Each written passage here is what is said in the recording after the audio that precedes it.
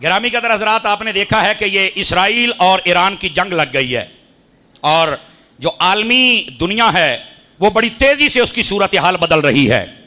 लेकिन मैं यहां पर एक बात कहना चाहता हूं, ये जो इसराइल है ये दहशत गर्द मुल्क है, शुरू से नाजायज कब्जा करके वहां बैठे हुए हैं। सिर्फ इन यहूदियों की तादाद अभी 90 लाख है और ये फलस्तीनियों को वहां पे भगाना चाहते हैं अपनी बदमाशी के जोर पर। और सारा आलम कुफर, बिलखुसूस ये ट्रंप, ये उसके पीछे है और बाकी मुल्क उसके पीछे है। वो चाहते हैं कि हम जनाब इस इसराइल के जरिए से, यानी करते वो हैं लेकिन जैसे पंजाबी में कहते हैं ना, मोडे ए देते रख के चलाई जान, आगे इसको किया हुआ है। यानी कोई भी, कई बंदे होते हैं ना, अगर किसी को तकलीफ पहुंचानी हो तो उन्होंने अपने शहर में 2-4 जग्गे बदमाश रखे होते हैं। मैं फिर आखा फलाने नू, तो ये अमेरिका का बदमाश है, ये काफरों का बदमाश है इसराइल। लेकिन अब वो वक्त आ गया है कि बदमाश को पकड़ के लिटा लो। सारे अगियों किलो नहीं, कई 1.25 किलो भी निकल आउंदे ने। ये बदमाशी बड़ी देर से चल रही है और यकीन करें ये जो इसराइल है पिछले 1 साल से गजा और फलस्तीन के ऊपर इन्होंने कितनी बमबारी की, शहरों के शहर उजाड़ दिए, कितनी औरतें, कितने बच्चे, कितने मर्द, कितने फलस्तीनी शहीद कर डाले। कहां हैं वो लोग जो ये कहते हैं कि हम इंसानियत की हिफाजत के लिए एनजीओ है तो हम बड़े काम करते हैं। मैंने कहा तुमसे बड़ा दरिंदा कौन है? कौन बचाएगा चल के फलस्तीन वालों को? इसराइल तो घोड़ों की तरह उनके ऊपर चढ़ दौड़ा है लेकिन किसी को ख्वाब नहीं आया। लेकिन हमने ये कहा था, कुफ्र की साजिश को समझो। पहले इन्होंने इराक को खत्म किया, फिर शाम को खत्म किया, वहां पर अब इसी तरह जैसे हमारे मुल्क में फौज है, जहाज है, असला है, वहां पर नहीं है। सब कुछ उन्होंने एक एक मुल्क को करके खत्म कर दिया, आपस में लड़वा के। अब लबनान पर भी हमला किया और उसके बाद यमन पर भी हमला किया। यानी ऐसा हल्का हो गया यह इसराइल कि अब ईरान पर भी हमला कर दिया है। और ईरानियों ने हिम्मत की है, सामने से जवाब दिया है और बाकी मुल्कों से बेहतर जवाब दिया है और देना भी चाहिए। और मैं कहता हूं बाकी मुसलमान दुनिया को भी साथ खड़े हो जाना चाहिए और एक बारी फाड़ के इसराइल लम्मा पा दो ते पक्का पक्का मुका दो। ऐसे है कि नहीं है जनाब? ये तो एक एक करके खत्म करेंगे। और आज अगर मुस्लिम दुनिया ना जागी तो जैसे ये वो नेतन्याहू का भी बयान है और बाकी सारे काफरों का भी है, वो कहते हैं कि हमें ना इस बात का डर है कि मुसलमानों के पास एटमी ताकत आ गई तो वो कहीं हम पर हमला ना कर दें। तो मैंने कहा ये बयान अब मुसलमान क्यों नहीं देते कि हमें भी डर है, तुम्हारे पास एटम है तो तुम हम पे हमला करते हो, तुम भी उन पर चढ़ दौड़ो। और यकीन करो यहां बाबा खादिम रिजवी बड़ा याद आता है जो ये कहता था कि ये काफरों का एक ही इलाज है, इनके साथ जिहाद करो, जंग करो, फाड़ के लम्मा पालो, ये चीखेंगे दौड़े। अब देखो कैसे इसराइल वाले चीख रहे हैं, औरतें बच्चे, हमारे घर टूट गए, हमें बेघर कर दिया गया, हमें कुछ नहीं मिल रहा। तो फलस्तीन के बच्चे हैं, उनकी बददुआएं तो तुम्हें लगनी ही थी ना। आज वो बददुआएं तुम्हें लग गई, याद रखो तुम्हें नक्शा दुनिया से मिटा दिया जाएगा। और ये मैं मुसलमान हुक्मरानों से, सिपा सलारों से कहूंगा, अब सोने का वक्त नहीं है। आप सिर्फ ये ना कहें कि हम ईरान के साथ खड़े हैं, खलोते खलोते थक जाओगे। आप जरा कोई अमली इकदाम भी करें और बिल्कुल इस इसराइल को नेस्त व नबूद और तबाह बर्बाद कर देना चाहिए। 2 फायदे होंगे, एक तो ये पता चलेगा कि आलम कुफ्र को हम मिटाना जानते हैं और दूसरा फायदा ये होगा कि इनको पता चलेगा कि मुसलमान ममालिक भी इकट्ठे हो सकते हैं। इस वास्ते आप दुआ करें कि अल्लाह इसराइल को नेस्त व नाबूद और तबाह बर्बाद फरमा दे। और अब उनकी चीखें देखो कैसी निकल रही हैं। मैंने कहा अभी तो मिसाइल आए हैं और इतना दूर है, 3 मुल्क क्रॉस करके मिसाइलों को जाना पड़ता है। वो वक्त करीब है जब तुम्हारी बर्बादी होने वाली है और इंशाअल्लाह ये हफ्ता बड़ा अहम हो सकता है। लेकिन यहां पर यह बात जरूरी है, मुसलमान हुक्मरानों को गैरत करनी पड़ेगी। अगर ये बेहिसी की तस्वीर बने रहे तो यह नक्शा बदल भी सकता है, यह भी ज़हन में रखिएगा। लेकिन इनको जागना होगा, अपने मफादात को नहीं देखना। यहां पर इनको जागना चाहिए वरना अगली बारी पाकिस्तान की लगने वाली है। यह तो अल्लाह का शुक्र है कि हमारी अवाम भी गैरतमंद है, हमारी फौज भी गैरतमंद है और हम एटमी ताकत हैं। आपने 10 गुना बड़े मुल्क इंडिया को हमने लिटा दिया था 3.5 घंटों में।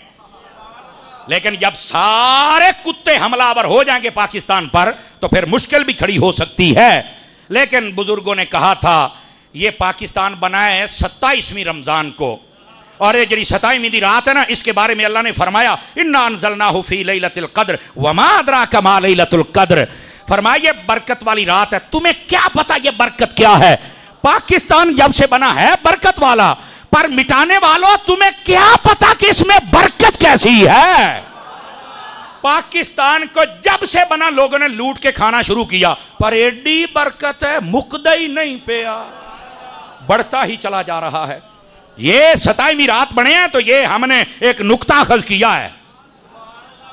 बहरहाल आप दुआ भी करें अल्लाह हमारी पाक फौज को सलामती अता फरमाए और हमारे इदारों को सलामती अता फरमाए और आलम इस्लाम को अल्लाह कामयाबी अता करे।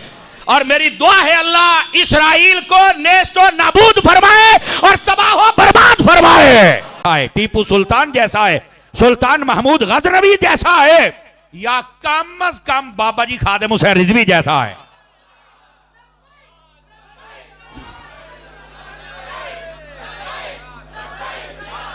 हजरात गिरामी, ये इनकी आंखों में आंखें डाल के बात कर सकता है। और यकीन फरमाइए एक मर्तबा ललकार दिया जाए, यहूदी कभी भी तुम्हारे सामने टिक नहीं सकता है, क्योंकि कुरान और हदीस के दलाइल बताते हैं कि इसमें जुर्रत नहीं है, यह कमजोर है, जलील है। लेकिन हमारे हुक्मरान खुद जिल्लत की जिंदगी गुजार रहे हैं, इनको क्या पता इज्जत किसको कहते हैं। अजीजों, जिस दिन इनको गैरत आ गई सारा मसला हल हो जाएगा। लेकिन मैं आपको तारीख बतला रहा हूं इन यहूदियों की। इधर देखो मेरी तरफ मेरे बेटे, इधर प्लीज, आप मेरे बच्चे हैं, मुझे आपकी बड़ी जरूरत है। नबी पाक ने इनको जिला वतन कर दिया और जिला वतन करते नबी पाक ने दो काम किए। पहला काम फरमा 3 दिन तुम्हें देता हूं, यहां से निकल जाओ और तुम अपना असला नहीं लेके जा सकते और अपने घर बार की चीजें, सिर्फ खाने पीने का सामान, और 3 घर एक ऊंट पर जो लादना चाहे लाद ले, 3 घर मिलकर, हर घर को अलग ऊंट भी नहीं ले जाने दूंगा। नबी पाक ने इतनी सख्ती फरमाई। कहते नहीं वो तो नबी रहमतुल्लिल आलमीन थे। मैंने कहा तुमने रहमतुल्लिल आलमीनी के दरस ही पढ़े हैं, काश के मेरे नबी का जलाल भी देख लेते। क्या जो दुश्मन है नबी पाक ने उनके ऊपर जलाल कैसा इजहार फरमाया। फरमाया निकल जाओ यहां से। और दूसरा काम क्या किया, अल्लाह के हुक्म से नबी पाक ने फरमाया इनके घरों के करीब जो बागात है सबको उखेड़ दिया जाए। तो एक यहूदी आके रोने लग पड़ा। उसने कहा कि आप तो दरख्त उखेड़ने के बिल्कुल मतलब पसंदीदा नहीं है, तो आपने क्यों आज हमारे दरख्त उखड़वाए हैं। अल्लाह ने कुरान, इतराज यहूदियों ने किया है कि साड़ियां खजूरा क्यों पटियां ने। अल्लाह ने कुरान में जवाब दिया मा क़तअतुम मिन लीनतिन औ तरक्तुमूहा क़ाइमतुन अला उसूलिहा फ़बिइज़्निल्लाह। फरमाया ये जो दरख्त हमने काटे हैं या जो छोड़े हैं इसमें हमारा दखल नहीं, ये अल्लाह का हुक्म है। और इसकी तफसीर में लिखा हुआ अल्लाह के हुक्म का क्या मतलब। फरमाया जब किसी को घर से निकाल के उसकी फसलों को बर्बाद किया जाए ना तो उसको ज्यादा हसरत होती है। अभी एक मैंने रहने दिन दे दुआ मेरे फसलों बर्बाद कर देने, तो अल्लाह फरमाता तुहानू असी इंज जलील करना है। तो ये यहूदियों को हसरत अदा करके यहां से निकाल दिया गया। अब उन्होंने क्या किया, जाते जाते अपने घरों के दरवाजे तोड़ गए। ये यहूदियों और काफरों की साजिश है, जब कहीं से निकलेंगे पीछे हर चीज तोड़ जाएंगे। ये अफगानिस्तान को जब छोड़ा था अमेरिका ने, जाते हवाई अड्डे तोड़ गए, सड़कें तोड़ गए, जहाज तोड़ गए, पार तोड़ गए, असले तोड़ गए। मैं कहा तुसी जो मर्जी कर लो, ओ दरवेश फिर जींदे फिर दे। समझ आ रही है ना। 20 साल जंग लड़ने के बाद अमेरिका यहां से नाक रगड़ के वापस भागा है। मैं क्या पुत्र ये जो दीन है इसकी बाबा खादिम कहते कांड लाने वाला जमिया ही कोई नहीं, किसी ना किसी रंग के अंदर अल्लाह ताला इसको सलामत रखता है। तो ये कुफ्र की पुरानी आदत है कि ये घरों को बर्बाद करके जाते किसी और दे काम ना आउण। तो अल्लाह फरमाता है अगर ये तुम्हारी आदत है ना तो तुहानू भी इंज ही जलील करांगे। नबी पाक ने इनको निकाल दिया, ये सारे चले गए। ले अब वाले हशर क्या मतलब, फरमाया मुल्क शाम जितों आए सी हो तो मूसा अलैहि सलाम ने इधर पजाया तो इन्होंने उधर पजाया है। यहूदी होता ही वो है जो धोबी का कुत्ता बन जाता है, ना घर का रहता है ना घाट का रहता है, ना यहां रह सके ना वहां रह सके। यह है यहूदियों की हिस्ट्री। और ये यहूदी मिलकर अब गजा पर हमला कर रहे हैं। और मैं आपको एक और बात भी बतलाऊं, ये थोड़ी नॉलेजेबल बातें इनको याद रखा करें। ये फलस्तीन और मस्जिद अक्सा, इस पर क्यों आखिर ये चढ़ाई करते हैं, वजह क्या है। 3 वैसे तो 5 मजहब पुराने हैं। एक है दीन यहूदियत, एक है दीन ईसाइयत, एक है आग परस्त, दूसरा है हिंदू बौद्ध परस्त, और छठा मजहब है इस्लाम। ये पुराने मजहब है और ये सब ओल्ड हैं। इनमें जो सबसे जदीद मजहब है वो मजहब इस्लाम है। ये नुक्ता समझे। आज हमें कहते हैं ओ यार मौलवी 1400 साल पुरानी गाल कर देने। ओ बाबा जेड़ा दीन यहूदियत है ना वो 4000 साल पुराना है, दीन ईसाइयत है ना वो 2200 साल पुराना है। ये बुत परस्ती नूह अलैहिस्सलाम 7,500 साल पुरानी है। आग की पूजा इससे भी पुरानी है। तो ये सारे ओल्ड हैं, हम गोल्ड हैं। हमारा दीन इस्लाम बाद में आया है, तो ये सारे ओल्ड हैं, हम जदीद हैं। तो फिर अगर जदीद चीज चाहिए, जदीद तेज या पुत आ, और इस्लाम को अपना, जदीद तो हम है ना। तो इसलिए ये ना कहा करो कि तुम हमें पीछे लेके जाते हो। हम पीछे नहीं लेके जाते, हम तुम्हें हुजूर तक लेके जाते हैं। और जदीद दीन है ही हमारा। अगर इसके बाद कोई दीन है तो बात करोगे, है ही कोई नहीं तो मैं फिर मान। अंडरस्टैंड कर रहे हैं मेरी बात को आप हजरात? अच्छा, अगर आपको ये बात समझ आ गई तो थोड़ा आगे चलिए। ये जो मस्जिद अक्सा है, यहूदी कहते हैं कि ये हमारी है। अब मैं आपको तनाज़ा बता रहा हूं कि वजह क्या है। यहूदी कहते हैं हमारी है, क्यों? वो कहते हैं कि हजरत मूसा अलैहिस्सलाम यहां आए थे, यहां रहे थे, और यहां से कायनात का आगाज हुआ था, इब्तिदा हुई थी, और हमारे जो नबी मूसा अलैहिस्सलाम थे वो इस जागीर के मालिक है, लिहाजा ये हमारी है। उनका दावा ये है। ईसाई कहते हैं ये हमारी है, क्यों भाई? वो कहते हैं ईसा अलैहिस्सलाम के पैदा होने की जगह बैतुल लहम ये वही मौजूद है, और यही वो शहर है जिसका नाम अल कुद्स है, और इसी को यरूशलेम कहते हैं, और यही है जहां मस्जिद अक्सा है। तो जो है ना मेरी बात की, आप इस बात को जरा समझें कि ये अल कुद्स और यरूशलेम और मस्जिद अक्सा ये एक ही जगह का नाम है। बोलो तो सही ना। तो ये अल कुद्स असल उस शहर का नाम है जिसके अंदर मस्जिद अक्सा मौजूद है। ठीक है। अच्छा, वो कहते हैं ये हमारी है, क्यों? वो कहते हैं ईसा अलैहिस्सलाम ऐसे जम्मे ने, ए जगह ही साडी है। हजरत ईसा अलैहिस्सलाम पैदा होए ने ते साडे नबी दे पैदा होने दी जगह है, ते बंदा जमदा ते अपने घर है ना, ए साडी है। उन्हां दी दलील है। मुसलमान कहते हैं साडी है, क्यों? कहते ने ठीक है, हजरत मूसा आए, ईसा इत्थे पैदा होए, लेकिन सारियां दे इमाम तो मेराज दी रात मेरे नबी बने सन ना इत्थे आके। वो कहते हमारी है। अब ये है तनाजा। यहूदी अपनी तरफ खींच रहे हैं, ईसाई अपनी तरफ खींच रहे हैं, और मुसलमान जिनका असल हक है, चूंकि यहूदी दीन भी खत्म, ईसाई दीन भी खत्म, मनसूख, अब दीन है तो फकत दीन मोहम्मदी, इसके अलावा कोई दीन नहीं है। और नबी पाक जब चले गए तो उनको अकल से सोचना चाहिए कि मेराज की रात जब हमारे नबी भी मुक्तदी बन गए और मुसलमानों का नबी इमाम बन गया, तो फिर तो हर चीज उनके कब्जा इख्तियार में आ गई ना। समझ आ रही है मेरी बात की? ये असल तनाजा है। वो कहते हैं साडा है, ये मुकद्दस मकाम तीनों मजहबों के लिए। ईसाई कहते हैं साडा है, यहूदी कहते हैं साडा है, मुसलमान कहते हैं साडा है। फिर हुआ क्या? ये भी हिस्ट्री है। ये 14 अगस्त 1947 को पाकिस्तान बना था। सितंबर, अक्टूबर ते नवंबर, ये नवंबर का महीना था, और 1947 थी जब अक़वाम मुत्तहिदा ने मस्जिद अक्सा के 2 हिस्से कर दिए। जैसे ये मस्जिद अक्सा है, इसके 2 विचाले चुमारी कंध, अगला मशरक वाला हिस्सा दे दिता यहूदियां नू, भाई तुसी ले लो, पिछला हिस्सा दे दिता मुसलमानों नू। अब ये मैं आपको बता रहा हूं कि असल ये मसला बनया कितों है। बाकी पूरे शहर को उन्होंने गिरा, मस्जिद अक्सा को अभी कुछ नहीं कहा। आज ये तुम वीडियो देख रहे हो ना कि गिर गई मस्जिद, नहीं गिरी, बिल्कुल सलामत है। एडी छेती नहीं जे डिगनी, क्योंकि वो यहूदी कहते हैं कि साडी ओनू ढाउण ते फिर मार देने। अद्धा हिस्सा मुसलमाना दा कोल है, ते मुसलमाना भी नहीं ढाउणी, मुसलमान ते पहले मस्जिद नहीं ढाउंदा, बचाउंदा है। अब ये असल कशमकश है। और यहूदी वहां पर पावरफुल होते होते उन्होंने आहिस्ता आहिस्ता करके ना थोड़ा थोड़ा जमीन पर कब्जा करना शुरू कर लिया, और उनको सपोर्टेड अमेरिका था, और बाकी जितने भी कुफर मुल्क थे वो सारे उनको सपोर्ट करते रहे, और वो एक ताकत में आ गया। और उन्होंने आहिस्ता आहिस्ता वहां से मुसलमान हुक्मरानों का कत्लेआम शुरू किया, और अब वहां पर गजा को खत्म किया, और कहते हैं ये सारे निकल जाए यहां से, हम इनको यहां नहीं रहने देंगे। जबकि हदीसें बताती हैं, नबी पाक ने फरमाया बैतुल मुकद्दस की हिफाजत करने वाला गिरोह वो होगा, इनको अगर खाने को भी कुछ ना मिले, पीने को भी कुछ ना मिले, ना ये अपना मुल्क छोड़ेंगे, ना मस्जिद अक्सा को छोड़ेंगे। अब जो मेरे नबी ने कहा है वो कभी झूठ तो हो नहीं सकता, वो तो रहेगा सच।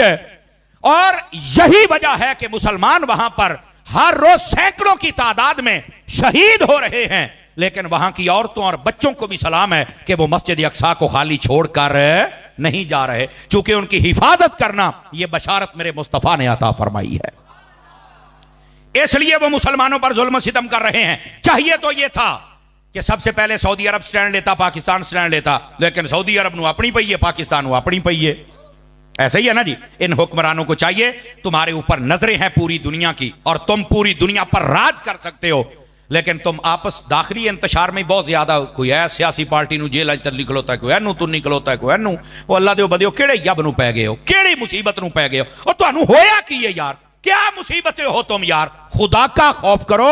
इस पाकिस्तान के आपसी इख्तलाफात से निकल कर तुमने तो पूरी दुनिया के अंदर निकल कर और पूरी दुनिया की कमांडें करनी थी, और तुम आके आपस में लड़ाई झगड़ा तुमने शुरू कर दिया हुआ है। और देखो जब बंदे आपस में लड़ते हैं ना, इधर देखो मेरी तरफ, तो फिर कुफर पता कैसे फायदा उठाता है। अब देखो 3 दिन हो गए इंडिया ने तुम्हारा हशर क्या किया हुआ है।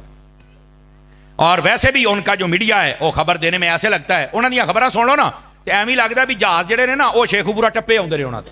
हाँ मजाक तो इलावा इतने आ ननकाने के नेड़े नेड़े जे 10 मिनट बाद फैसलाबाद पहुंचने वाले जे, ये हो गया। मैंने कहा ये एक अलग मसला है, कुफर में इतनी ताकत नहीं होती, मुसलमान के साथ इतनी जल्दी पंगा नहीं लेता, लेकिन वो आहिस्ता आहिस्ता करके एक एक बंदे को मारता है, जैसे गजा फलस्तीन में किया। और वैसे दूसरी तरफ ऐलान कर दिया कि हम तुम्हारा पानी बंद कर देंगे। देखे पानी बंद करना तो हमारे आर्मी चीफ ने कहा, इसका मतलब यह है कि यह जंग है और असी तो दसांगे तुसीं पानी किवें बंद कीता है। और उम्मीद यह है कि हमारी फौज, हमारी दुआ और हमारे जज्बात उनके साथ हैं, असी पानी खुलवावांगे। लेकिन मैनू इंडिया की समझ नहीं आती भी पीना तो तुसीं गां दा पिशाब है, पानी काहदे वास्ते बंद कीता जे। इसे तरह ना जी को गल ते दसो ना यार, वो पीना तो तुसीं फिर गां दा पिशाब है और पानी बंद कर दियो केना दा, जिना जमजम पीना है। इनके साथ ऐसा रवैया ना रखो, तो समझ नहीं होनी तो होया की है। और ये पहलगाम के अंदर एक ड्रामा रचाया, कितने स्याह मर गए हैं, हाल हाल पाते। पाकिस्तान ने अच्छा जवाब दिया, इन्होंने कहा कि फजाई सरहद बंद है, कोई तुहाड़ा जहाज साडे उत्ते लंघ सकदा, अच्छी बात है। और दूसरा इन्होंने भी कहा 48 घंटे ने सारे इंडियन निकल जाओ इत्थों, असीं तुहाड़ा बंदा को नहीं रखना, अच्छी बात है। और साथ में बॉर्डर ने कहा तुसीं बात ऐसी भी बंद कीता, असीं कोई चूड़ियां नहीं पाईयां। और हमारे आर्मी चीफ साहब ने यह भी कहा है, उन्होंने कहा जिद्दां दा तुसीं हमला करोगे इंशाअल्लाह ओदे तो तकड़ा जवाब आएगा। और यहां पर पहली तो बात है, आलमी दुनिया को समझना चाहिए कि ये अगर जंग लग गई तो ये एक एटमी जंग होगी, याद रखो, बचेगा कोई भी नहीं, ठीक है। पहली तो बात है दानिशमंदी से काम ले, और दूसरी बात यह है कि ये झूठा प्रोपेगेंडा है, इससे बचें। और तीसरी बात यह है, हमारे हुक्मरानों को इधर देखो, हमारे सहाफियों को, हमारे मजहबी बंदों को, हमारे ताजरों को, हमारे सियासतदानों को, हमारी इस फौज को सोचना पड़ेगा कि आखिर ये सारे हम पर हमलावर क्यों हो रहे हैं। कहीं हम आपस में इख्तलाफ तो नहीं ज्यादा कर बैठे। आपस के इख्तलाफात को खत्म करो। सहाफती तौर पर, तिजारती तौर पर, सियासी तौर पर जितने इख्तलाफात है तलखियां कम करो। मजहबी तौर पर जितने इख्तलाफात है कम करो, मेहरबानी करो, खत्म करो, और सारे एक पेज पर जमा हो जाओ। इन्हें बताओ हम मुसलमानों की भी हिफाजत करना जानते हैं और अपने मुल्क वतन अजीज की भी हिफाजत करना जानते हैं। समझ आ रही है हजरात के कोई नहीं आपको?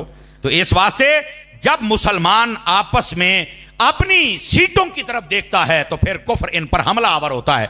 लेकिन अल्लाह की रहमत के साथ हमारी फौज एक ताकतवर फौज है, और यही बात है जिनकी फौज ताकतवर होती है उन पर कुफ्र जल्दी हमला नहीं कर सकता। इसी वास्ते 3 दिन हो गए इंडिया की हिम्मत नहीं, लेकिन उन्हें ओछे हथकंडे जरूर इस्तेमाल किए। लेकिन मेरी दुआ है अल्लाह ताला मेरे मुल्क की हिफाजत फरमाए। जाहिरी सबब फौज है, अल्लाह हमारी फौज को ताकत और हिम्मत अता फरमाए। और फौज को भी हम ये कहते हैं कि जो बंदियां दी लोड़ पवे तो फिर दसिया जे या रसूल अल्लाह कहने वाले अपड़ आउणगे इंशाअल्लाह। और तीसरी बात मैंने जो कही है बार बार दोहरा रहा हूं, हमारे सियासी तौर पर, मजहबी तौर पर, सहाफती तौर पर ये जितने इख्तलाफात हैं इनको खत्म करना होगा। हम इतना आपस में उलझ गए कि देख लो दुश्मन हमें आंखें निकालने लग पड़ा। मैंने एक वीडियो देखी छोटी सी, उसके अंदर ना 2 बारहसिंगे थे, वो आपस में लड़ रहे थे और पीछे से शेर आया, उसने हमला किया और दोनों को मार डाला। नीचे तहरीर लिखने वाला लिखता है, उसने कहा जब बंदा अपनों से लड़ता है तो दुश्मन यूं फायदा उठाता है। अपनों से लड़ना बंद कीजिए। आप जितने घरों में हैं अपने भाइयों से मत लड़ा करें। जब आप भाई आपस में लड़ते हैं ना, अपनी बरादरी, जब आप बरादरी से लड़ते हैं, अपने शहर से ना लड़ें। जब आप शहर से लड़ते हैं तो फिर दुश्मन आपका वो हशर करता है कि आपने सोचा कभी नहीं होता। अपने भाइयों के साथ रहें, अपने मोहल्ले वालों के साथ रहें और अपने शहर वालों के साथ रहें। ये आजकल जो नौजवान है ना छोर छिक्कर, नवे नवे सियासतदान, अल्लाह का नाम है, थोड़ा पीछे हटो, ऐ सियाने बंदियां दे नाल बह के इन्हां दे कोल सीखो कि तुमने एक दूसरे की इज्जत कैसे करनी है, कदर कैसे करनी है, काम कैसे करना है। छोटियां छोटियां गल्लां ते अगले दे नाल मुखालफत पा के बह जांदे हो। मेहरबानी फरमाओ, अपने हाल पर भी मेहरबानी करो और बाकी मुसलमानों के हाल पर भी मेहरबानी फरमाओ। समझ आ रही है कोई नहीं आ रही? ये हमारा फरीजा है मेरी जान, हम जो मिंबर पे बैठ के अदा कर रहे हैं कि तलखियां कम करो, इख्तलाफात कम करो, झगड़े कम करो, ताकि दुश्मन तुम्हारे से फायदा ना उठा सके। और जब तुम एक मजबूत अफराद बन जाओगे, तुम भी तरक्की कर जाओगे और तुम्हारा मुल्क भी तरक्की कर जाएगा। ठीक है, ये दो बातें आपको समझाना मकसूद थी। अब आ जाइए जरा तीसरी बात की जानिब। थके तो नहीं है आप हजरात? इंशाल्लाह 12 घड़ियों पे बजेंगे, मुंहों पे नहीं बजने देंगे इंशाल्लाह। उससे पहले पहले आपकी जान छोड़ दी जाएगी, लेकिन उतनी देर तक आप मुझे टाइम दीजिए ताकि फकीर आपके खिदमत में बात अर्ज करे। ये है जमीनी हकायक गजा के तबार से, और ये इंडिया और पाकिस्तान के हवाले से, ये जमीनी हकायक हैं। अब आ जाइए थोड़ा अगली बात, ऐसे मुआमलात होते क्यों हैं? याद रखिए, कुरान और हदीस का मुताला कर लें। ऐसे मुआमलात तब आते हैं जब बंदा कुरान और सुन्नत का रास्ता छोड़ता है। मेरे बेटे बातें बंद करेंगे? बेटे दोबारा मैं फिर गुजारिश पेश कर रहा हूं, मेरे बच्चों आपकी हमें बहुत जरूरत है। इधर देखें मेरे बेटे, प्लीज, आप हमारी फौज हैं ते तुसी साडी पनीरी हो, तुहाडी मैनू बड़ी लोड़ है। ते नबी पाक भी बड़ी बच्चियां नाल शफकत करदे सन, ते तुसी शफकत करवाओ यार, मेहरबानी करो। हैं, अल्लाह आपको खुश रखे। जरा तवज्जो मेरी तरफ रखिए। तीसरी बात यह है, ऐसे मौके तब आते हैं जब बंदा अपनी मन मर्जियां करता है और कुरान और सुन्नत का रास्ता छोड़ देता है। खुदारा हम नीचे से काम शुरू करें, होना तो चाहिए ऊपर से काम शुरू हो, लेकिन ऊपर वाले जो भंग पी के सुते ने, तो चलो थले वाले आपा जाग जाने। हमें चाहिए कि हम अपने मुआमलात को अल्लाह रसूल के हुक्म के मुताबिक बजा लाएं। क्या मैं उम्मीद करूं कि ये मामला हो सकता है? अगर हम अपने ताई कोशिश करें तो हमारे बहुत सारे मामलात में खराबियां, खुराफात और जितने रस्मों रिवाज है खत्म हो जाएंगे। जब खत्म हो जाएंगे तो हमारे जितने ऊपर आने वाले अजाब मंडला रहे हैं अल्लाह की रहमत के साथ ये वैसे ही खत्म हो जाएंगे। हदीस शरीफ में है, तवज्जो मेरी तरफ रखिएगा, अल्लाह ताला अजाब को भेजता है कि जाओ फुलां शहर को नेस्तो नाबूद करके आओ। अजाब अल्लाह भेजता है, अजाब, जरा गौर से सुनिएगा। वो अजाब आता है और बगैर तबाही मचाए वापस चला जाता है। तो अल्लाह रब्बुल इज्जत बावजूद इसके कि हर चीज का इल्म रखता है, मेरा रब पूछता है मैंने तो तुम्हें भेजा था कि इन सबको बर्बाद करके, तो तू वैसे ही वापस आ गया, हालांकि मेरे अल्लाह को सब पता है। तो वो अजाब कहता है बारी ताला, मैं गया था, मेरा इरादा था कि मैं इन सबको बर्बाद कर दूं, लेकिन मस्जिद में बैठकर एक बंदा तेरा जिक्र कर रहा था, दूसरा तुझे सजदा कर रहा था और तीसरा तुझसे दुआ कर रहा था। ये ऐसे बंदों को जब मैंने देखा है तो मेरा इरादा बदल गया कि इनको अजाब कैसे दूं जो तेरा जिक्र कर रहे, जो तेरी इताअत और फर्मा बरदारी में मसरूफ हैं। यानी एक बंदा अगर मसरूफ हो तो सबसे अजाब टल जाता है, और अगर बाकी सारे भी मसरूफ हो जाएं। अच्छा, एक तरफ यह है, अब दूसरी तरफ सुनिएगा, हदीस शरीफ में है, फरमाया कई पहले यानी कौमें बनी इसराइल और उससे पहले जितनी कौमें आई हैं उनकी बस्तियां जब बर्बाद होने लगी ना, तवज्जो मेरी तरफ इधर देखिए, फरमाया उस वक्त क्या होता था, फरिश्ते जब अजाब देने आते ना तो कई फरिश्ते वापस चले जाते। अल्लाह फरमाता इनको बर्बाद क्यों नहीं? या अल्लाह फुलां बंदा नेक है। फरमाया नहीं, उसका घर पहले बर्बाद करो। कहा क्यों? फरमाया वो इतनी बुराइयां देखकर भी खामोश बैठा हुआ है। मेरे भाई, अगर अल्लाह की रहमत एक जिक्र वाले से अजाब को दूर करके तुम्हें बचा सकती है, और अगर कोई बुराइयों पर ना बोले और बुराइयों को अच्छा समझने लग जाए, चुप हो जाए और यह कहे जेड़ा जिथे लगा है लगा ही रहे, उस वक्त अल्लाह का अजाब आता है और सबसे पहले नेकों को बर्बाद करता है, बाकियों की तबाही बाद में होती है। अल्लाह के बंदो, अपने अंदर यह जुर्रत पैदा करो कि अच्छाई को अच्छाई कहो, बुराई को बुराई कहो। कभी तो ऐसा काम आ जाए कि नबी पाक की एक हदीस पे अमल हो जाए। मेरे आका करीम ने फरमाया सल्लल्लाहु अलैहि वसल्लम, आप फरमाते हैं जब कोई बुरा काम देखो तो सबसे पहले फरमाया अपनी जबान से रोको। जबान से नहीं रोकते, हाथ से रोको। हाथ से नहीं रोक सकते, दिल से तो बुरा जानो ना। आज जमाना वो है, दिल से बुरा जानने वाला काम भी आहिस्ता आहिस्ता जा रहा है। और याद रखो, जिस दिन ये खत्म हो गया फिर अजाब का इंतजार करना। मेरे नबी ने फरमाया जब फितने बढ़ जाएंगे उस वक्त होगा क्या? तवज्जो मेरी तरफ, एक एक बात सुनने वाली है। मेरे आका करीम ने फरमाया जब फितने बढ़ जाएंगे पहली निशानी ये होगी कि लोग दीन को छोड़ जाएंगे। दूसरी निशानी, लोग जाहिल को अपना पेशवा बनाएंगे, आलिम को अपना दुश्मन समझेंगे। आज वही सूरत हाल है। मिर्जा जैसा जाहिल जिसको कमरे में बांधा हुआ है उसको तो अपना पेशवा माना जा रहा है, और जो उलमा मैदान अमल में हैं उनको कहा जाता है मौलवी ने सारे जना कीता है। नहीं, मौलवी ही है जो तेरा ईमान बचा रहा है, मौलवी ही है जिसने मस्जिद आबाद की है, मौलवी ही है जो 5 वक्त की अजान देता है। बल्कि मुस्लिम शरीफ की हदीस है नबी करीम अलैहिस्सलाम ने इरशाद फरमाया, ला तसुब्बुद्दीक फइन्नहु यूक़िज़ुल सलात।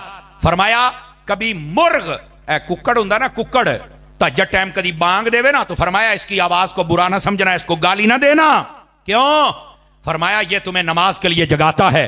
इसकी शरह के अंदर उलमा लिखते हैं, लोगों ये तुम्हारे लिए सबक है। अगर कोई बंदा मुर्ग अजान दे तो उसको बुरा नहीं कह सकता, तो जो आलिम 5 वक्त अजान देता है उनको बुरा कैसे कह सकते हो? इन उलमा की इज्जत को समझो, वकार को समझो। लेकिन नबी पाक ने फरमाया ये पंखा बांध ही रहे तो ठीक है, आप बस तकरीर सुने इंशाल्लाह खैर हो जाएगी। इधर देखिए ना, पसीना पसीना आएगा तो मेरी तबीयत खुलेगी ना। तवज्जो मेरी तरफ रखिए, जरा सीधा होके, अगर नाराज ना हूं तो, थके हुए भी ना हूं तो सीधे होके बैठिए। और इतने सुभान अल्लाह के मुझे पता लगे कि बंदे जाग रहे हैं। वैसे ना भी कहें तो तकरीर हो जाएगी। ये थोड़ी सुभान अल्लाह ना, सानू तकरीर नहीं आउंदी, सानू वैसे ही आउंदी हुंदी। लेकिन ये एक रब्त होता है गुफ्तगू का, वो जुड़ा रहता है। इधर देखे, मेरे नबी पाक सल्लल्लाहु अलैहि वसल्लम ने फरमाया फितने जब उरूज पे होंगे, निशानियां, तवज्जो है, नबी पाक ने फरमाया जाहिल को अपना पेशवा बनाया जाएगा और आलिम को पीछे किया जाएगा। कमीने बंदे को इज्जत दी जाएगी और इज्जत वाले को जलील समझा जाएगा। नबी पाक ने फरमाया शराब आम होगी और रोकने वाले को बुरा समझा जाएगा। फरमाया सड़क किनारे पर औरतें बदकारी करेंगी और रोकने वाला कोई नहीं होगा। आज सारी सड़क किनारे खड़ी हैं, जहां से बिठाओ गाड़ी में लेके चले जाओ, यही बदकारी और किसको कहते हैं?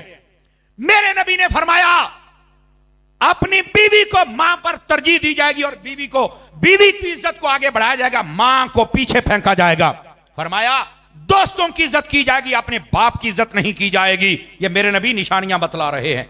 फरमाया खयानत आम होगी, झूठ आम होगा, धोखा आम होगा। और फरमाया उस वक्त एक और मसला, नाच गाने वालियां भी आम होंगी, जहां चाहो तुम नाच गाना उनका देख सकते हो। आज ये हालात तुम्हारे सामने है और हमारे कई लोगों ने माहौल ऐसा बना दिया, महफिल करनी हो तो इजाजत लेनी पड़ती है सिक्योरिटी की, और अगर कंजर नचवाने हो तो कोई इजाजत नहीं है, सारे कंजर खड़े होकर देखने शुरू कर देते हैं। मादरत के साथ कोई जुमला सख्त हो तो मुझे माफ कर देना। और ये सख्ती अगर हम करते हैं तो हमें भी डॉक्टर समझा जाए कि जो ऑपरेशन करते वक्त छुरी चलाता है तो तुम्हें तकलीफ नहीं होती, भी साढ़े फायदे वास्ते करदा पे है, ते सानू भी मजहबी डॉक्टर समझ लो, खैर है। हुण चुप हो गए जे जनाब, हैं असी भी अगर ऑपरेशन करते पे तो निक्का मोटा सानू भी कट ला लैन दे मेरा पुत, टेंशन ना ले। तो ये नबी पाक सल्लल्लाहु अलैहि वसल्लम ने इस बात को वादे फरमाया। सवाल ये है, इधर देखें मेरी तरफ, शीशा मैंने आपके सामने कर दिया, हर बंदा खड़ा होकर अपना चेहरा देख रहा है, इसके अंदर कैसा नजर आता है? हर बंदे को अपना चेहरा देखना चाहिए। और अगर ये गंदी तस्वीर उस चेहरे में नजर आए तो फिर शीशे को ना तोड़ो और मैंने शीशा दिखाया मुझे बुरा ना कहो, बल्कि अपना चेहरा धो के आओ। समझ आ रही है ना हजरात? हम सबको अपनी इस्लाह करनी होगी। ये फितनों का दौर है और इसके अंदर वही काम हो रहा है जो आप देख रहे हैं और जो मेरे नबी ने फरमाया था। जबकि हकीकत क्या है? रहमत आलम सल्लल्लाहु अलैहि वसल्लम, आपके अगर दीन को देखा जाए उसमें तो खैर है, रहमत है, शफकत है। नबी पाक सल्लल्लाहु अलैहि वसल्लम तो यहां तक फरमाते हैं कि जो किसी रास्ते पर चल रहा हो और देखे कि रास्ते के ऊपर कोई अटकल वाली चीज है, रोड़ा है, वट्टा है, कंडा है, फरमा उसको अगर कोई हटा दे तो अल्लाह उस बंदे के लिए जन्नत का रास्ता आसान फरमा देता है। हमारे दीन में तो इतनी खैर है, लेकिन आज वो कहां गई खैर? हमारे दीन के अंदर इतनी खैर है, नबी पाक सल्लल्लाहु अलैहि वसल्लम आपने फरमाया, गौर से सुनिएगा, बनी इसराइल की एक बदकारा औरत थी, फरमाया अपने गंदे मकसद पे जा रही थी, बुखारी शरीफ में रिवायत है, कुत्ता एक प्यास से मर रहा था, उसने अपना जूता अपने दुपट्टे से बांधा और कुएं में लटकाया और उसके अंदर पानी निकाल के कुत्ते दे मुंह च पाया, उसकी जान बच गई। अल्लाह ने उस वक्त के नबी अलैहिस्सलाम से कहा इस औरत को कह हमें तेरी अदा ये पसंद आ गई, हमने तेरे गुनाह माफ कर दिए हैं, अच्छे अमल कर, हमने तुम्हें जन्नती बना दिया। हमारे दीन में जान बचाने पर इतना बड़ा अजर है, तो जहां बदकार औरत कुत्ते की जान बचाए उसका ये हाल है, तो जहां एक मुसलमान की जान बचाए। बात समझ आ रही है हजरात के कोई नहीं आ रही? हम कहां चले गए? हमने अपने रास्ते बदल लिए और फिर हम कहते हैं गजा के मुसलमानों पर हमले हो गए, फिर हम कहते हैं इंडिया सानू अखा कट है। हम अपने करतूतों पर भी तो गौर करें ना मेरे भाई। हमारे जो पहली उम्मतें, आपको पता है उनके ऊपर अजाब क्यों आए थे? कुरान मजीद कहता है सबसे ज्यादा वजूहात दो बयान की है। नाप तोल में कमी करते थे, नबियों की नाफरमानी करते थे। बताइए ये कौम नाप तोल में कमी कर रही है कि नहीं कर रही? बताओ मुझे जरा। लेकिन शुक्र करो अभी पत्थर नहीं बरसे, शुक्र करो अभी चेहरे नहीं बिगड़े। नबी पाक ने फरमाया था जब ऐसा मौका आ जाए लोग बददियानती पर उतर आए और फखर समझें, फरमाया फिर इंतजार करना जलजले का, सुर्ख अंधेरियों का और बेमौसमी बारिशों का। अब इस्लामाबाद में आपने देखा कैसा ज़ालाबारी हुई, देखी है ना आपने, गाड़ियां तबाह कर दी, सारे बंदे ओए होए होए इतना नुकसान। मैं कहा जिथे 4 बर्फ के गोले डिगे ने उथे तुसी इन्हें चीकते पे हो, तो गजा के अंदर तो इतने बम गिरे तब तकलीफ क्यों नहीं हुई थी? हमें सोचना होगा। ये हमारे करतूतों के पेशे नजर है सब कुछ। भाई अपने आप को संभालो। आजकल का नौजवान ये मस्जिद में नजर क्यों नहीं आता? ये फेस्टिवल की जीनत क्यों नजर आता है? ये नौजवान अपने दोस्तों को तरजीह देता है, अपने बाप की इज्जत क्यों नहीं करता? आजकल का ये जवान ये अखबार पढ़ता है, न्यूज पर नजर रखता है, ये रब का कुरान क्यों नहीं पढ़ता? मुझे पता है हो सकता है आपका इरादा ना हो ये तकरीर सुनने का, पर मेरा इरादा यही तकरीर करने का है ताकि सबक मिले, हमारा ज़मीर जागे और हम जिस कुर्सी पर बैठते हैं इसका फरीजा अदा करना बहुत मुश्किल है। आप दुआ करें ये हमारी तरफ से अदा हो जाए। अपने आप को संभालो। नबी पाक सल्लल्लाहु अलैहि वसल्लम, आपकी अहादीस पढ़ो, नबी पाक ने फरमाया वो जवान जो जवानी में तौबा करता है अल्लाह रब्बुल इज्जत क़यामत वाले दिन अर्श का साया अता कर देता है। वो बंदा जिसका दिल मस्जिद में लग जाता है अल्लाह क़यामत वाले दिन अर्श का साया अता करता है। वो बंदा जो आदिल हुक्मरान बन जाए, फैसला सही करे, अल्लाह क़यामत वाले दिन अर्श का साया अता करता है। फरमाया वो बंदा जिसको किसी औरत ने कहा मेरे साथ मुंह काला कर और इसने कहा मैं नहीं कर सकता, फरमाया अल्लाह ताला उसको क़यामत वाले दिन अपने अर्श का साया अता फरमाएगा। ये मेरा रब फरमा रहा है, ये हदीस है, ये मेरे नबी ने इरशाद फरमाया है। आज हमारे मुआशरे को इन चीजों की जरूरत है। नबी पाक अलैहिस्सलाम ने फरमाया, बुखारी शरीफ में हदीस है, गौर से सुनिएगा, मुसीबतें टालनी है ना तो अपने किरदार को बदलना पड़ेगा।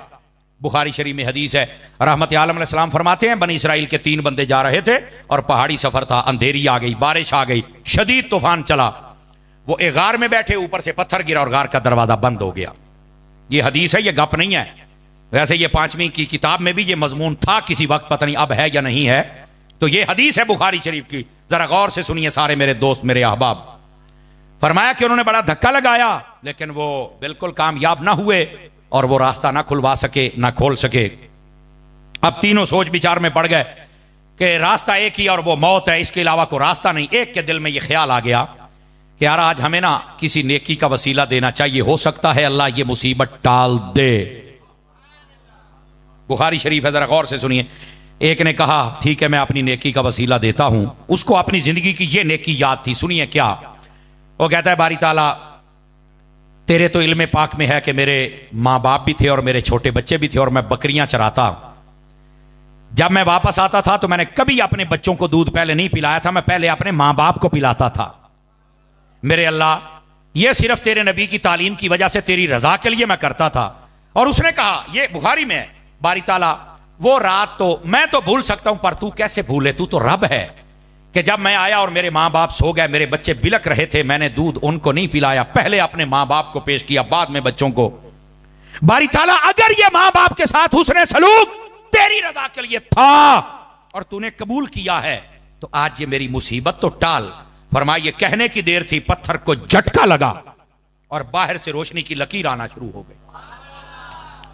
उनको समझ आ गई कि नेकी कबूल हो गई, ये वसीला। दूसरे से कहा तू अपनी नेकी याद कर।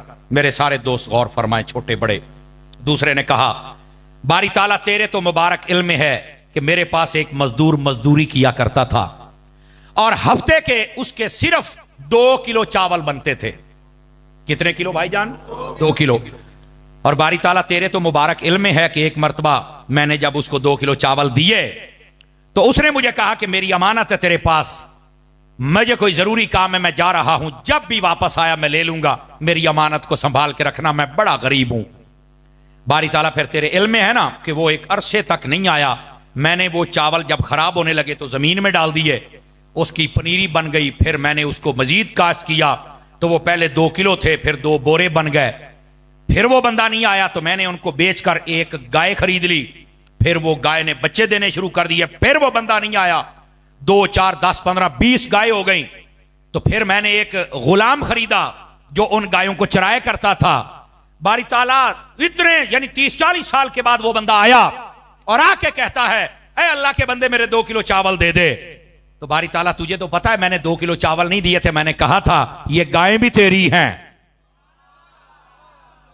ये बुखारी शरीफ है, ये सारी गायें भी तेरी हैं, ये गुलाम भी तेरा है। और उसने रो के मुझे कहा था, यार गरीबों का लोग पहले बड़ा मजाक उड़ाते हैं, मेरा मजाक ना उड़ा यार, मैं पहले पता नहीं कितना सताया गया हूं और इतना अरसा पता नहीं कैसे, मेरे 2 किलो चावल दे दे, जो मेरा गुजारा होगा मैं कर लूंगा, पर मजाक ना उड़ा, मैं बड़ा गरीब हूं यार। लोग तो पहले गरीबों को बड़ा सताते हैं। तो मैंने मुस्कुरा के उसे सीने लगाया और उसे कहा था, ए अल्लाह के बंदे, ये गाय भी तेरी है, ये गुलाम भी तेरा, ये सारा रेवड़ तेरा है। बारी ताला वो रोता भी था और खुशी से मुझे दुआएं भी देता था और जा रहा था, ए अल्लाह अगर ये नेकी तेरी रजा के लिए थी तो आज मेरी मुसीबत तो टाल। उसने जब ये वसीला दिया तो कहा कि फिर पत्थर को एक झटका लगा और मजीद रोशनी आई, लेकिन बंदा बाहर नहीं जा सकता था। फिर तीसरे बंदे को कहा तू भी नेकी याद कर, तो वो रोने लग पड़ा। उन्होंने कहा क्यों रोता है? कहता यार है राज की बात पर आज मुझे करनी पड़ेगी। और क्या बात है? वो कहने लगा मेरे बारी ताला तू तो जानता है कि मैं अपने चचा की बेटी पर फिदा हो गया था। मेरे अल्लाह हमने आपस में राब्ता शुरू किया और एक मकाम तय किया कि जहां पर हम बदकारी करें। अरे अल्लाह हम वहां पहुंचे और वहां पर करीब था कि हम ये कालक अपने मुंह पे मल लेते, लेकिन उस औरत के मुंह से निकला कि हमें रब से डरना चाहिए। बारी ताला फिर तुझे पता है ना कि मेरे जिस्म पर कपकपी तारी हो गई, ना मैंने कुछ किया ना उसने, हम तौबा करते भाग निकले। बारी ताला अगर ये नेकी तेरे डर से थी, तेरी रजा के लिए थी, तो आज ये मुसीबत तो टाल। कहा ये कहने की देर थी, पत्थर को झटका लगा और सारे रास्ते खुल गए। अजीजो अपने किरदार को बदलना पड़ेगा। और उलमा ने लिखा है जो चाहता है मेरी रुकावटें हट जाएं, उस बंदे को चाहिए कम से कम ये 3 नेकियां करे, मां बाप की इज्जत करे, हर रुकावट दूर हो जाएगी। फरमाया दूसरी गरीबों का हक न खाए, हर रुकावट दूर हो जाएगी। और तीसरी कभी बदकारी ना करे, अल्लाह सारी रुकावटें दूर फरमा देगा। फरमाया सिर्फ दुनिया नहीं, कब्र के अजाब को भी दूर कर देगा, हशर की रुसवाई को भी अल्लाह दूर फरमा देगा।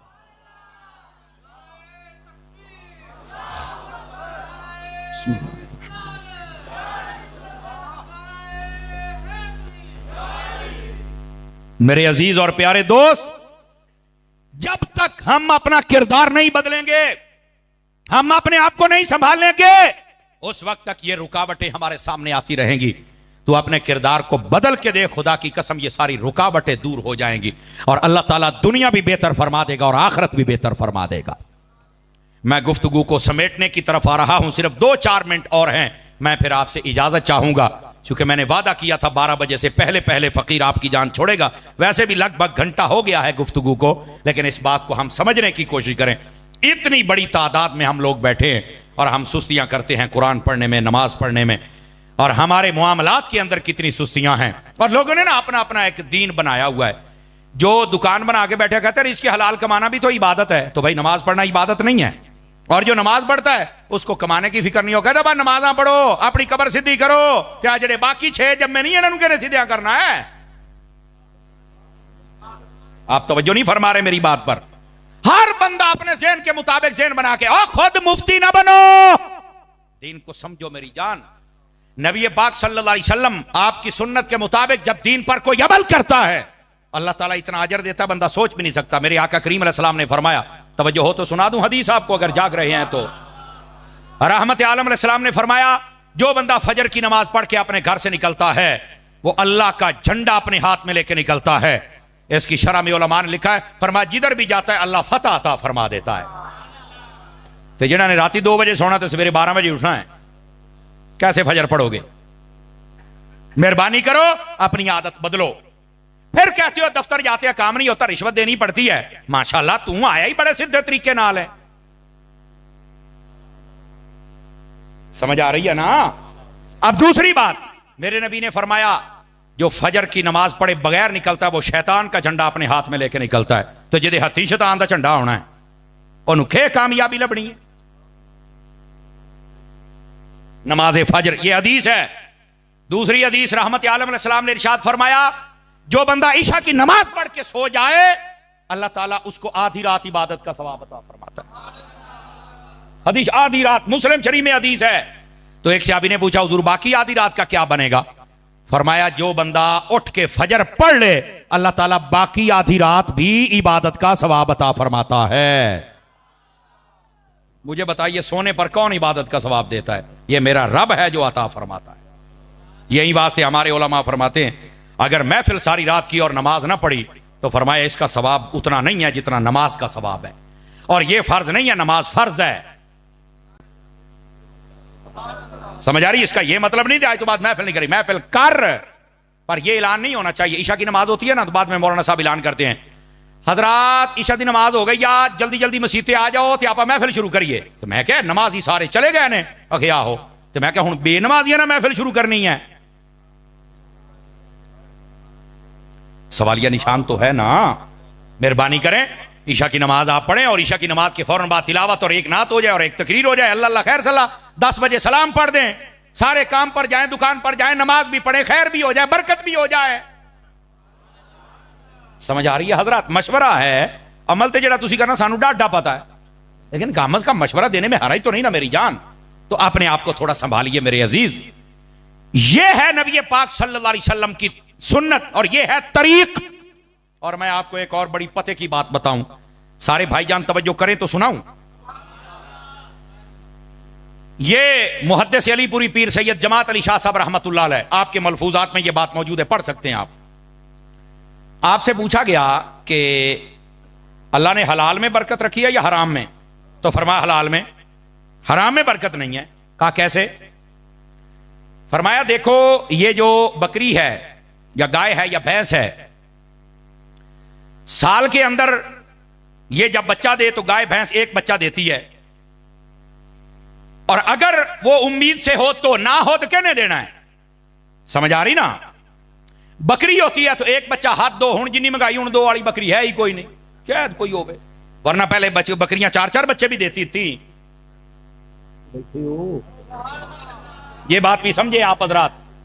अच्छा, इसके बावजूद कि इनके पैदा होने की रेशो कम है, कुर्बानी पे ये हलाल होते हैं, शादी ब्याह थे, होटल थे, ऐसे ही है ना, लेकिन इसके बावजूद इनके रेवड़ नजर आते। इसके मुकाबले आप बिल्ली देख लें, कुत्ती देख लें, उसके बच्चे ज्यादा होते हैं, 6-6, 8-8, 10-10 गलूरे, तो 6 महीने बाद उन्हें सुना है, लेकिन इसके बावजूद आपको रेवड़ नहीं नजर आते। हालांकि है ये भयानक बात, घिन वाली बात है, लेकिन समझाने के लिए कहना पड़ रही है मुझे। इनको जिबा करके कहीं पर जैसे बाकी जानवर इस्तेमाल होते हैं, इनके इस्तेमाल भी कोई नहीं करता, ना ये जिबा किए जाते हैं, ना इनके और कोई मसरफ है, पैदा भी ज्यादा होते हैं, इज्जत फिर कोई नहीं। क्यों? फरमाया बरकत हलाल में है, हराम में नहीं है।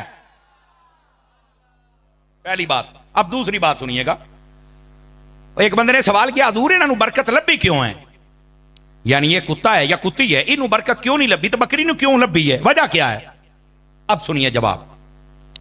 फरमाने लगे, वजह यह है, कुत्ता जो होता है ना, रात के पहले हिस्से में जागता रहता है, लेकिन जब पिछला पहरा है तहज्जुद के बाद ये सो जाता है।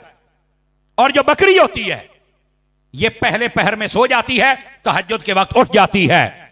कुत्ते की बरकत इसलिए खत्म कर दी कि तहज्जुद के वक्त सो गया, चंगे वेले सो गया, सोने वेले सो गया, फरमा तेरी ऐसी बरकत ही चुक लइए। और बकरी को बरकत इसलिए मिल गई, फरमा तहज्जुद वेले उठिए। ये मैंने तुम्हारे जमीर के दरवाजे पर दस्तक दे दी है, अब कुंडा तुमने खुद खोलना है। अगर बकरी जाग जाए तहज्जुद के वक्त, हालांकि ना उन्हें मसीती होना है, ना उन्हें नमाज पढ़नी है, तो ना, लेकिन तहज्जुद का टाइम बाबरकत है, उसमें जागने से ही अल्लाह ने उसको बरकत दे दी है। अल्लाह के बंदे, तू और मैं क्यों नहीं जागते हैं? हम रात के पहले पहर में जागते हैं, पिछले में क्यों सो जाते हैं? क्यों हमारी हरकत बकरी वाली नहीं है और क्यों कुत्ते वाली हरकत पे हम चले हुए हैं? जुमला सख्त है, बर्दाश्त कीजिएगा। क्या हुआ क्या है मुसलमान? मेरे भाई आज कहते हैं बरकत चली गई, वो सारी रात तो ठेले पे बैठा रहना है, तहज्जुद टाइम होता तो चुप करके सौ जाना है। ना अज़ान फजर, ना नमाज फजर, ना तिलावत कलाम। मुझे पता है ये बात सुनने के बाद सुभान अल्लाह बहुत मुश्किल होती है, लम्हा फिक्रिया है और अच्छी बात है, आपने सुना है और मुझे उम्मीद है अमल भी करेंगे। टाइम से सोएं और तहज्जुद के वक्त टाइम से उठने की आदत। और आपको पता है ये डॉक्टर हज़रात कहते हैं सवेरे उठ के जरा सैर करया करो, कहते हैं ना जी, ये सवेरे ही सैर क्यों, रात ही क्यों नहीं?